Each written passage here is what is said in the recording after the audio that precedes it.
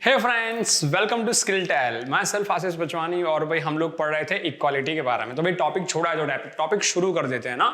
तो भाई टॉपिक के एंड में मैंने बहुत सारे क्वेश्चंस छोड़े थे और उन सारे क्वेश्चंस के आंसर इस लेक्चर में हम लोग पढ़ने वाले हैं। ओके, कि भाई इक्वालिटी क्यों जरूरी है और इन इक्वालिटी के बारे में हमने क्यों पढ़ा और कौन कौन से रूल्स गवर्नमेंट ने बनाए हैं इक्वालिटी को हटाने के लिए। सो इक्वालिटी पढ़े उससे पहले हम डिग्निटी पढ़ते हैं कि भाई ये इक्वालिटी की बात मैं क्यों कर रहा हूं बार बार। कि बेटा पहले क्या होता था, जैसे मैंने आपको बताया अलग अलग कास्ट के लोग थे, अलग अलग जाति प्रजाति के लोग थे। इसमें सबसे नीचे दलित मैंने दिखाया था आपको, यहाँ पे मैंने ट्राइंगल दिखाया था। उस ट्राइंगल में सबसे नीचे थे दलित, जिनको मैंने ब्रोकन कहा, या फिर आज के जमाने में हम ऐसे लोग कह सकते हैं जिनका शोषण होता है, जिनको बेसिक जरूरत नहीं पूरी होती, जो बेसिक चीजें हैं लाइफ की उनको नहीं मिलती, ऐसे लोगों को हम लोग कहते हैं दलित। अब बेटा क्या होता है कि हमारा भी आत्मगौरव होता है, हमारा भी आत्मसम्मान होता है। जैसे पता है, आप छोटे थे और मम्मी आपको कुछ कह दे तो आपको बहुत बुरा लगता था, क्योंकि आपके आत्मसम्मान को, आपके गौरव को ठेस पहुंचती है। हम कह सकते हैं कि हमारे जो सेल्फ रिस्पेक्ट है उसको ठेस पहुंचती है। आपके घर पे बेटा अगर बड़े बंगलों में रह रहे हो या आपका बड़ा घर है, तो आपके घर में, आपके आसपास में आपने ऐसे कहीं एग्जाम्पल्स देखे होंगे जहां पे किसी न किसी घर पे एक जो वुमन है वो आपके घर पे कचरा पोता करने के लिए आती होगी, बर्तन घिसने के लिए आती होगी, खाना पकाने के लिए आती होगी, है ना।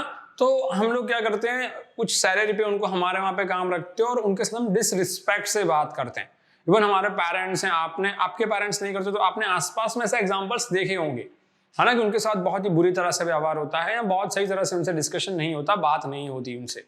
तो ये डिग्निटी है भाई, वो भी छोटे लेवल का काम कर रहे हैं, लेकिन इसका मतलब ये नहीं कि हम उनका डिसरिस्पेक्ट करें। हालांकि कोई काम छोटा बड़ा नहीं होता, वो ये काम कर रहे हैं तभी बेटा आपको हेल्प मिल रही है। अगर वो ये काम नहीं करते तो आपको शायद हेल्प ना मिलती। तो डिग्निटी किसे कहते हैं भाई?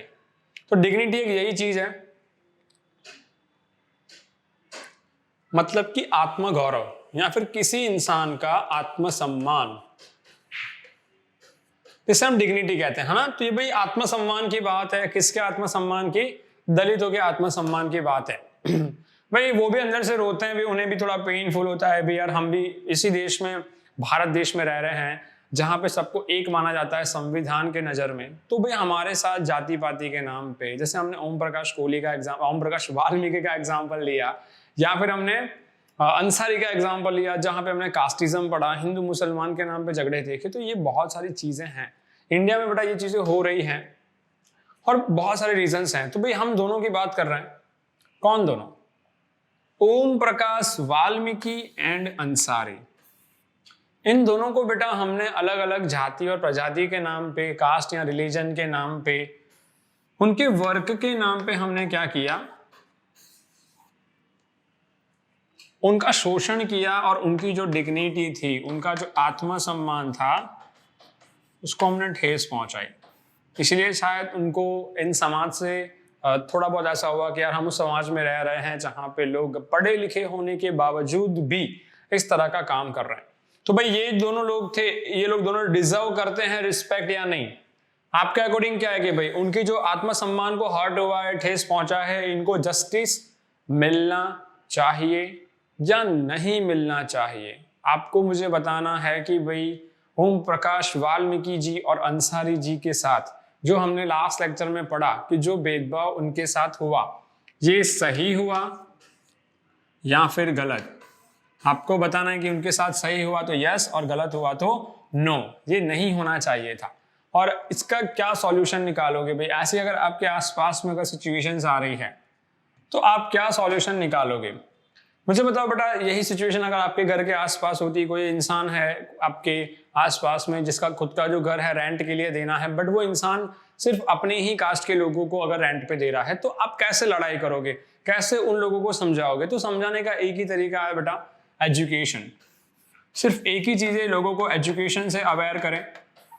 जब कोई इंसान पढ़ा लिखा होता है ना बेटा, तो वो छूत अछूत या फिर दलित, गरीब, इन सारी चीजों का भेदभाव समझने लगता है कि ये सारी सारी जो चीजें हैं ये फिजूल की चीजें हैं, है ना, इनसे हमें कोई मतलब नहीं है। एजुकेटेड पर्सन दो ही चीजों पे इंपॉर्टेंट देता है। एक पीपल, जो ह्यूमन बीइंग है, कि भाई ये एक इंसान है, चाहे वो किसी भी कास्ट से हो, किसी भी रिलीजियन से हो, तो भाई पढ़ाना लिखाना बहुत जरूरी है ताकि हमारी सोसाइटी के अंदर जो लोगों के पास जो माइंडसेट है ना उसको बदल सकें। तो भाई हम आपको यही तो चीज अभी सिखा रहे हैं, लोगों की माइंडसेट बदलनी है, लोगों की थिंकिंग बदलनी है कि भाई रिलीजन और कास्ट के बेस पे जब आप फ्रेंड्स नहीं बनाते, है ना, आपके फ्रेंड्स देखो बेटा अलग अलग कास्ट के होंगे, अलग अलग लैंग्वेजेस बोलते होंगे, है ना, तो ये चीज आपके अंदर कहां से अडॉप्ट हुई? एजुकेशन के। आपके पेरेंट्स भी एजुकेटेड है, आप भी अभी एजुकेशन ले रहे हो, तो ये आपके अंदर अब आपके बिहेवियर में आ चुका है। लेकिन पहले से अगर आपके पेरेंट्स आपको ये सिखाते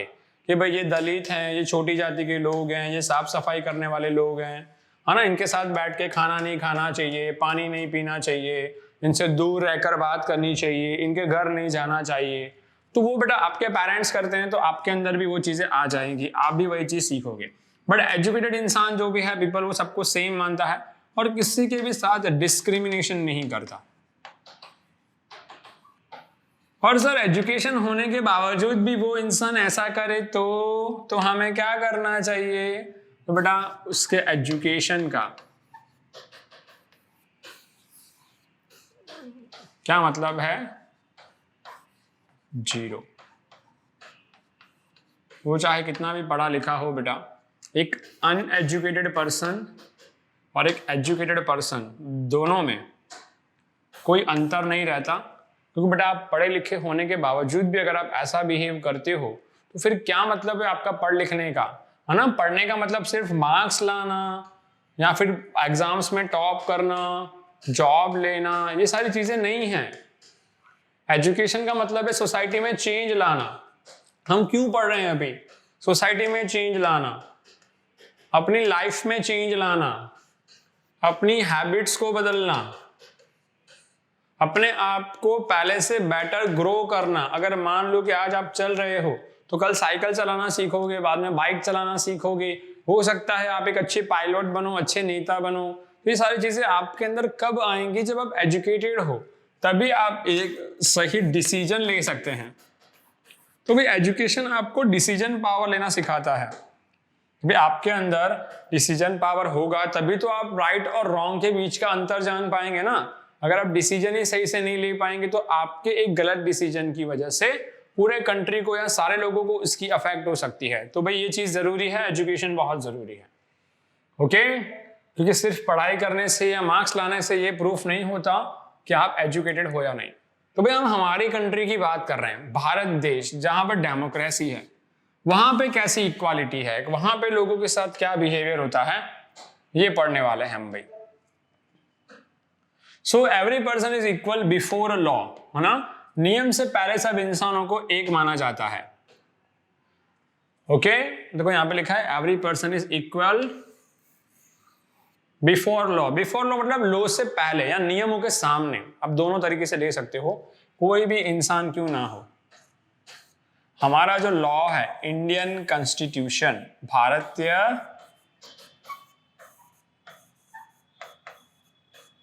संविधान, इसके सामने सब लोग कैसे हैं? इक्वल। अगर भारत का प्राइम मिनिस्टर हो, गुजराती हो, मारवाड़ी हो, पंजाबी हो, मराठी हो, मुसलमान हो, बंगाली हो, किसी भी कास्ट का पर्सन क्यों ना हो, whatever is there, India में लॉ के अकॉर्डिंग सब कैसे हैं? इक्वल, है ना। चाहे इंडिया का प्रेसिडेंट हो या फिर कोई डोमेस्टिक वर्कर हो, किसी भी इंसान के साथ क्या नहीं होना चाहिए? डिस्क्रिमिनेशन। ऐसा कौन कहता है? तो हमारा संविधान, हमारे नियम कहते हैं। किसी भी इंसान का जाति पाति, धर्म, जात, नात, ऊंच नीच, गरीबी अमीरी, किसी भी रीजन की वजह से उनके साथ भेदभाव नहीं होना चाहिए। हर इंसान को भारत में इक्वल फैसिलिटीज मिलनी चाहिए। और इसके लिए गवर्नमेंट जो है पूरा का पूरा क्या कर रही है? ट्राई कर रही है कि जितनी भी पॉपुलेशन है, जितने भी लोग हैं, उनको सारे लोगों को सही फैसिलिटी सही टाइम पे दी जाए। ओके, तो भाई हमारी डेमोक्रेसी में सब लोगों को इक्वल माना जाता है। पर मैंने बताया इसके लिए क्या इंपॉर्टेंट है? एजुकेशन बहुत इंपॉर्टेंट है। तो एजुकेशन कैसे मिलेगा? विलेजेस के अंदर तो बहुत सारे लोग ऐसे हैं जो गांव में जिनके पास पैसे ही नहीं है, है ना। हम लोग तो कहाँ पे रह रहे हैं, सिटी में रह रहे हैं। तो सिटी में लोगों को बेटा क्या है, पैसे हैं, कमा रहे हैं, तो बच्चों को स्कूल में भेज भी रहे हैं। लेकिन गांव के अंदर क्या, गांव में लोगों के पास खाने के लिए पैसा नहीं है, तो वो एजुकेशन कैसे देंगे भाई। तो गवर्नमेंट ने इसका एक सॉल्यूशन निकाला। एक तीर से दो निशाना, कभी सुना है ये कहावत, सुनिए कि एक तीर से दो शिकार। चलो, ये एक तीर से दो शिकार। गांव में किस चीज की कमी है, फूड, और दूसरा एजुकेशन। गांव में लोगों के पास रहने के लिए छोटी मोटी झुपड़पट्टी है, घर है, खेती बाड़ी है, वो, बट उनके पास इतना पैसा नहीं है कि वो अपना 2 वक्त का खाना खा सकें, ना ही अपने बच्चों को पढ़ा सकें। तो गवर्नमेंट ने इस चीज का सॉल्यूशन निकाला कि जितने भी चिल्ड्रन हैं गांव में, जितने भी बच्चे हैं, वो लोग स्कूल में पढ़ने के लिए आएंगे, जिनकी उम्र 14 साल से कम हो, मतलब स्टैंडर्ड 1 to 8। इन बच्चों को कैसा एजुकेशन मिलेगा, फ्री एजुकेशन मिलेगा। कहां पे फ्री एजुकेशन मिलेगा, गवर्नमेंट स्कूल में इनको फ्री एजुकेशन मिलेगा। तो गवर्नमेंट स्कूल में इनको फ्री एजुकेशन मिलेगा, साथ ही साथ इनको दोपहर का 1 वक्त का खाना, फूड भी कैसा मिलेगा, फ्री। ये गवर्नमेंट ने स्कीम लॉन्च की जिसका नाम है मिड डे मील स्कीम, है ना। गवर्नमेंट ने ये स्कूल स्टार्ट की, एलिमेंट्री स्कूल के हर एक स्कूल में। आज भी बेटा ये गुजरात के अंदर स्कीम चालू है। गुजरात की हर गवर्नमेंट स्कूल, चाहे वो सिटी में हो, चाहे वो विलेज में हो, वहां पे आने वाले हर बच्चे को, चाहे वो रिच हो चाहे वो पुअर हो, अगर आपका बच्चा गवर्नमेंट स्कूल में एडमिशन लेता है तो उसको यूनिफॉर्म, कपड़े, बैग और एक टाइम का खाना एंड एजुकेशन कैसा दिया जाएगा, फ्री। क्योंकि बेटा सिटी के अंदर भी बहुत सारे ऐसे विलेजेस हैं, बहुत सारे सिटी के अंदर भी बहुत सारे ऐसे वर्कर्स हैं, और विलेजेस में ऐसे बहुत सारे वर्कर हैं जिनको काम तो मिलता है लेकिन वो इतने पैसे नहीं जुटा पाते कि 2 वक्त का खाना भी खा सके। तो भाई गवर्नमेंट है उनके बच्चों के लिए फ्री फूड। ये फूड सिर्फ नून में दिया जाता है, नाइट में नहीं, दोपहर का 1 वक्त का खाना, ताकि बच्चे खाना खाने के बहाने से स्कूल भी आए, तो फूड की प्रॉब्लम सॉल्व हो गई, और इसके बहाने वो पढ़ेंगे भी, मतलब एजुकेशन की प्रॉब्लम सॉल्व हो गई। हो गया ना, एक तीर से 2 शिकार। तो भाई खाने की कमी थी, खाना गवर्नमेंट प्रोवाइड कर रही है। गवर्नमेंट ने सोचा कि भाई ये जो भेदभाव है इसको हटाने के लिए बच्चों को पढ़ाना भी पड़ेगा, तो भाई एजुकेशन भी तो मिल ही रहा है, तो जो पढ़ेगा उसको खाना मिलेगा। सही है ना भाई। तो भाई खाना खाना है तो भाई पढ़ना पड़ेगा ना। बचपन में मेरी मम्मी है मेरे साथ ऐसा करती थी, मैं बहुत आलसी था ना, 4th 5th में था ना, तो मुझे होमवर्क करने में बहुत बोरिंग लगता था। मुझे बस पूरा दिन है ना साइकिल चलाना बहुत अच्छा लगता था। तो शाम को मैं 5:30-6 बजे स्कूल से आकर वही बस्ता बस्ता फेंक दिया, जूते वूते कहीं फेंक दिए, और वही स्कूल का जो यूनिफॉर्म था वो पहन के साइकिल चलाने चले गए। वो 3-4 घंटे साइकिल चला के आते थे, रात के 8-9 बज जाते थे। अब होता क्या था, पापा रात को देर से आते थे, और पापा को पता चलता था कि भाई ये तो घूमने गया है, इसने कुछ पढ़ाई लिखाई नहीं की। तो भाई पापा आते थे और वही वो मारते थे, बरोबर की ऐसे खबर निकालते थे। फिर 1 हफ्ते तक, 1-2 हफ्ते तक तो ऐसे बस आओ घर पे, साइकिल को देखो, ऐसे घूरते रहो, और फिर मम्मी को जबरदस्ती डांटे, और फिर काम करते हुए रोते रोते होमवर्क करते रहो। बट मम्मी कभी कभी ये भी लालच देती थी मुझे, क्योंकि मुझे फूड बहुत पसंद था, कि भाई तुझे अगर खाना खाना है ना तो तू एक काम कर, पहले होमवर्क कंप्लीट कर दे, फिर मैं तुझे खाना दूंगी। तो भाई इसी लालच में मैं क्या करता था, जल्दी जल्दी होमवर्क खत्म कर देता था। सो भाई गवर्नमेंट भी तो यही चीज कर रही है ना, जो भी भूखे बच्चे हैं उनको खाना प्रोवाइड कर रही है। और बेटा ये स्कूल और ये जो लॉ है इसके अकॉर्डिंग सब इक्वल है ना। बट एक फर्क है बेटा, personal schools, 1 minute, and government school में जो रिच होते हैं, जिनके पास बहुत पैसा होता है, उनके बच्चे पर्सनल प्राइवेट स्कूल्स में पढ़ते हैं। जैसे आप अभी प्राइवेट स्कूल में पढ़ते हो जहां पे फीस ज्यादा होती है, हाईली क्वालिफाइड टीचर्स होते हैं। तो गवर्नमेंट और पर्सनल स्कूल में सिर्फ एक ही चीज का फर्क है, वो है इंफ्रास्ट्रक्चर। और मैंने आपको बताया था कि जिसको पढ़ने की इच्छा हो ना, उनके घर में इंफ्रास्ट्रक्चर हो या ना हो, उनको कोई फर्क नहीं पड़ता। और भाई इसका तो जीता जागता एक एग्जाम्पल है जिनको मैं पर्सनली फॉलो करता हूँ, जिनकी वजह से मुझे भी पढ़ने की इच्छा होती है। और वो है, उस इंसान का नाम है, वो बहुत ही फेमस इंसान है जिनके बारे में आप जानते हो, एपीजे अब्दुल कलाम। तो भाई एपीजे अब्दुल कलाम जी थे जो मेरे एक मेंटर है, मानता हूँ मैं, इनको गुरु मानता हूँ, और बहुत ही अच्छे इंसान थे इंडिया के लिए और हमारे लिए भी, हर स्टूडेंट्स के लिए वो इंस्पिरेशन थे। तो भाई एपीजे अब्दुल कलाम थे, उनको भी बेटा फैसिलिटीज नहीं मिलती थी, उनको भी अच्छा एजुकेशन मिलने के लिए बहुत सफर करना पड़ा था, है ना। आपने स्कूल में स्टोरियां पढ़ोगे कि बचपन में वो जब छोटे थे 7-8 साल के 10 साल के, तो वो अपने बड़े ताऊ के भाई, अपने बड़े भैया के साथ न्यूज़पेपर डालने जाते थे। उसमें उनको 25 पैसे मिलते थे, 20-25 पैसे मिलते थे, उनको वो इकट्ठा करते थे। तो उनकी भी लाइफ जर्नी ऐसी रही, बट उन्होंने ये प्रूफ करके दिखाया कि भाई अगर आपको एजुकेशन चाहिए ना, तो उसके लिए लैंग्वेज बैरियर हो या फिर स्कूल में एटमोसफियर नहीं है, इंफ्रास्ट्रक्चर नहीं है, ये सारी चीज़ें सिर्फ बेकार हैं। जिसको डेडिकेशन से पढ़ना है तो वो तो रोड पे भी पढ़ सकता है, छत पे भी पढ़ सकता है और कहीं पे भी पढ़ सकता है, बस पढ़ने के लिए डेडिकेशन होना चाहिए। चलो भाई, हमारा आगे का टॉपिक बहुत ही इजी है, डिस्क्रिमिनेशन पे है। हमने इक्वालिटी तो पढ़ ली, इक्वालिटी में हमने पहले पढ़ा डिग्निटी। दूसरा हम पढ़ रहे हैं डिस्क्रिमिनेशन, मतलब कि भेदभाव। सो equality in issues of the other democracy. ऐसा नहीं कि सिर्फ भारत में भेदभाव है, भारत के सिवा बाकी कंट्रियों में भी बहुत सारा भेदभाव है। जैसे कि अगर हम बात करें United states of America, America के अंदर भी भेदभाव था। किन लोगों के साथ? तो अफ्रीकन के लोग, आफ्रो अमेरिकन। तो जो अफ्रीका से लोग अमेरिका आए थे, कहां से? जो अफ्रीका से लोग अमेरिका आए थे उनके साथ भेदभाव किया जाता था। कौन करता था? जो पहले से अमेरिका में रह रहा है। जो पहले से अमेरिका में रह रहा है वो लोग जो अफ्रीका से अमेरिका आए थे उन लोगों के साथ भेदभाव करते थे कि भाई तुम अफ्रीकन लोग हो, तुम तो अमेरिकन हो नहीं, तुम तो बहुत काले हो, तुम्हें तो यहाँ रहने का हक नहीं है। तो उनको इस तरह से उनके साथ भेदभाव होता था और उनको कहीं ना कहीं दुख भी बहुत होता था। जैसे ट्रेन है, थिएटर है, रेस्टोरेंट्स है, गार्डन्स है, पब्लिक बिल्डिंग्स है, तो वहां पे जाने से भी कहीं ना कहीं उनको कुछ प्रॉब्लम्स होती थी, उनको नहीं जाने दिया जाता था। तो आप देख सकते हो कि ये उस टाइम की कुछ इमेज मैंने यहाँ पे रखी हुई है। सो चैलेंज ऑफ द डेमोक्रेसी, हमारी कंट्री में सिर्फ एक ही चैलेंज है बेटा, जो मैंने अब तक आपको बार बार सिखाया है। जो इन इक्वालिटी है उसको किस में कन्वर्ट करना है? इक्वालिटी में। और जितने भी लोगों की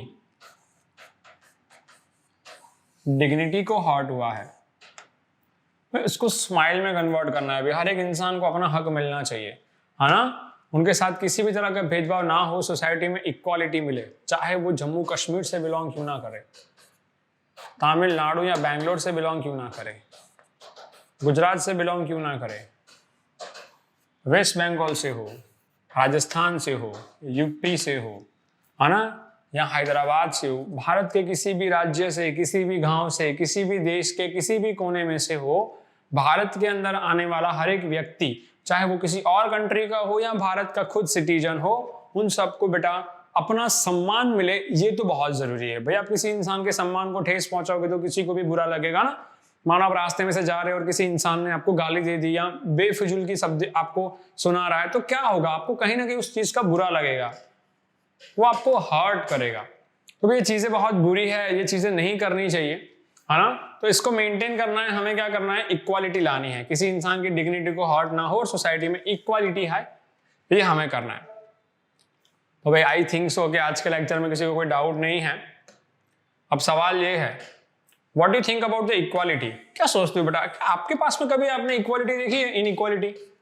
क्या लगता है कि आपके साथ कभी इनजस्टिस हुआ है, अनइक्वालिटी हुई है?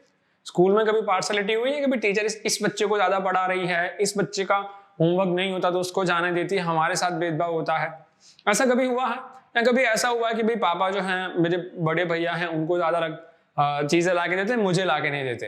हाँ, ऐसा कहीं ना कहीं लाइफ ने अपने कभी ना कभी आपने ये फील किया होगा।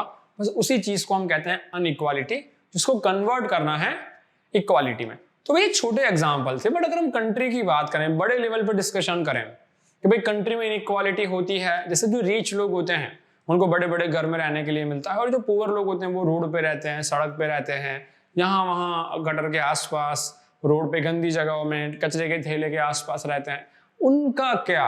अगर मान लो कि मैं आपको हमारी कंट्री का प्राइम मिनिस्टर नरेंद्र मोदी जो है उनकी जगह पे मैं आपको बिठा दूं, तो आप क्या करोगे भाई? इन लोगों को घर दोगे या नहीं दोगे? और अगर मान लो कि आपने इन सबको फ्री में घर दे दिया, फिर तो कोई मेहनत ही नहीं करेगा।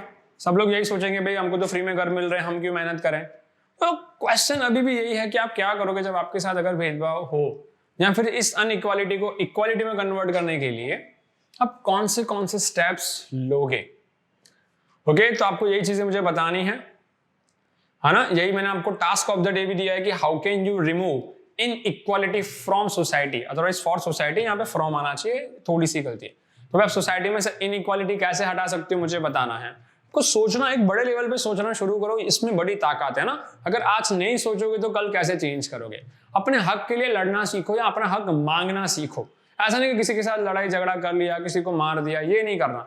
हमें क्या करना है, हमारा हक पीसफुली सामने वाले इंसान को बात समझा के करना है कि भाई ये जो नियम है सबके लिए बराबर है, इस इंसान को सारी चीजें मिल रही हैं जो गवर्नमेंट प्रोवाइड कर रही है, तो हमें क्यों नहीं मिलती, है ना। इसके लिए बहुत सारे दंगे फसाद भी हुए हैं, बहुत सारे लोगों ने धरने भी दिए, बट कहीं ना कहीं बात यही होती है कि भाई हमें इक्वालिटी मिलनी चाहिए। तो इक्वालिटी के लिए आपको सोचना है। अगर कहीं आपके साथ इन फ्यूचर में इनइक्वालिटी हो तो आपको उसको रिमूव करने के लिए कोशिश जरूर करनी है, क्योंकि आप आने वाला भविष्य हो, भारत का भविष्य हो।